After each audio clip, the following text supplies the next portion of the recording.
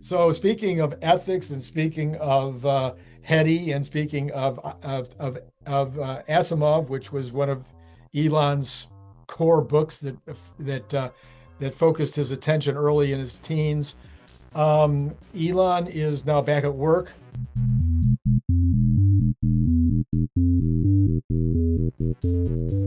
Even though he was at the White House yesterday for a couple of meetings, 2 days ago, but he's focused.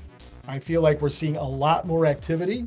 Maybe that's just coincidence, but we've seen two or three Optimus videos. We've seen, other kinds of, we've seen lots and lots of videos of him doing interviews, including at the factory yesterday, which I thought was one of the most important videos, was the one with the guy from what was the guy? John Duffy John from Duffy, right? DOT. the Yeah, Department of right. Transportation in the U.S. Yeah. So, do you think that Elon is, and we had, of course, the big article coming out yesterday from Atlantic magazine claiming that Elon is, on a In the downward terminal decline or terminal something. decline. So, so do you think Elon is currently purposefully trying to build his personal brand along with the Tesla brand at this point? Do you think there's a an intentional activity taking place? Yes, but I think it's just a return to a focus on like Tesla and SpaceX and other things. Um, I thought his main work at Doge was around collecting the right talent, so recruiting the talent and just encouraging them to think about problems in certain ways. Mhm. So I thought it was more going to be to get them launched and to really attract world-class talent. And the people they have, like I would hire any of them in a second. In a second. No, I no. don't think I can afford them after uh, once they're coming out of this. So, So, um, so it's a little hard to ignore, even for an optimist like me. Axios came out with their polling yesterday or the day before, talking about liberals having a 90% negative, impression of Tesla and Elon at this mm, point, even though middle of the overall number I think was up around 60%, but the liberals in particular were 90% negative. So it's a little hard to ignore, even though one could fathom whether it's impacting sales in the United States or not. Probably at least to some degree, yes.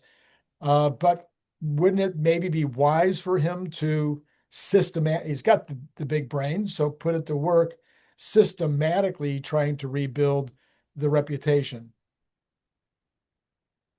um, yeah, I think it makes sense. Um, it- it- skeptically, I wonder if part of this is because I think they're gonna do something with pay package again. Yeah. So Yeah. oh, Elon's back. Let's pay him and all that. But um, I think Elon sees um the weakness. Troy is very negative on this quarter. So he's well below 400,000 deliveries. Yep. I thought Tesla would have bounced back above 400,000 for Me this too. quarter. Me too. Mhm. So I think there is some kind of issue. So it could be a supply issue, but I would have expected Tesla to disclose that if that was the case, whether it's lack of batteries or maybe there's some kind of parts issue with the new Model Y rollout. So maybe one of their suppliers is a little slow on on the supply, which would really hurt them Yeah. because Mhm. they want to make like 300,000 Model Ys in a quarter. So if Yeah. Yeah. one of their suppliers is only at 200,000 or something like that, there's really nothing Tesla can do. Yeah. Yeah. It only takes one meaningful part for them to hold up the total supply of Model Y worldwide. Yep.